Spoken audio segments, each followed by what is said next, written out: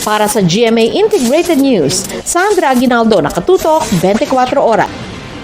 Isang maganda at masiglang araw po sa ating lahat. Nais kong batiin ang bawat student leader mula sa Student Council Alliance of the Philippines sa inyong 11th Congress. Nasa ika-20 taon na rin pala ang Student Council Alliance of the Philippines bilang pinakamatandang democratic political student network sa bansa.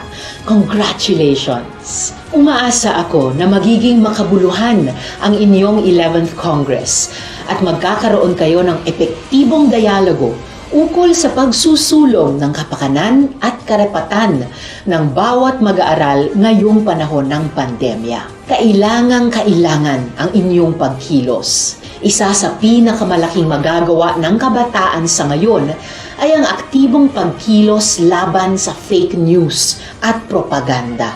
Dahil kayo ang may pinakamalaking access pagdating sa internet at mga social media accounts. Ayon nga sa pag-aaral ng Program for International Assessment o PISA, nangunguna ang mga batang Pinoy edad 15 anyos sa pinaka-vulnerable sa fake news sa mga bansang miyembro ng Organization for Economic Cooperation and Development.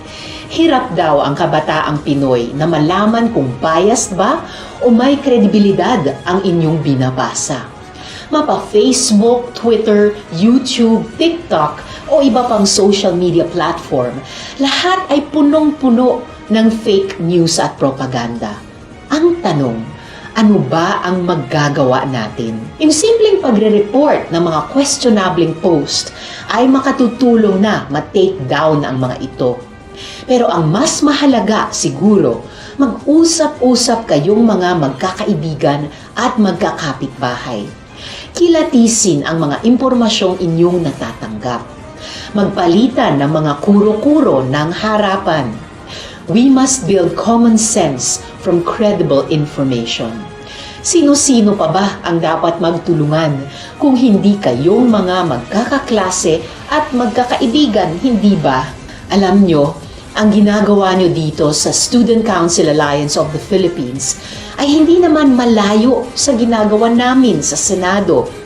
At kung may payo ako na maibibigay sa inyo mula sa aking experience sa Senado, ito yon. Learn how to find common ground with people.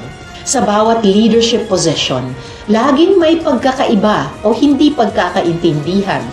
People will always have something to disagree about. But what is important is finding that common ground where, despite differences, people can work towards shared goals and solve shared problems collectively. And let me say this, with people who disagree with you does not mean compromising your beliefs. Sa Senado, masaya ako na maipasa ang mga progresibong batas sa kalusugan at kababaihan gaya ng Universal Healthcare Act at Safe Spaces Act kahit na ako ay nasa minority. Yan po ay dahil sa pagsusumikap nating makahanap ng common ground, ang kapakanan at kabutihan ng bawat Pilipino. Umaasa ako na kayo rin ay magtutulungan at makikinig sa isa't isa para sa kapakanan ng inyong mga pinaglilingkuran.